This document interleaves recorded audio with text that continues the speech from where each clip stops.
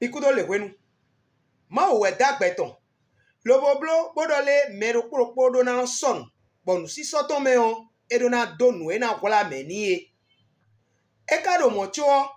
no si so e de alopa bo tocha we yin bo sun no donu de bo yo no donu de nu e me bi kwitun pa do le sunu e no do e o de ka gbe bo nyonu na do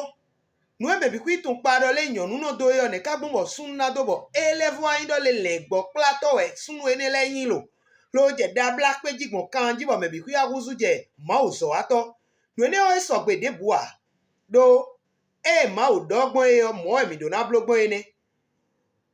nu si so mi ton e do na pa susunu ma o bo sunu ido da bla e clean lo bo jota do blo nu e jure le blo nu ma so gbe le o bo kale do mi le gbo plato di o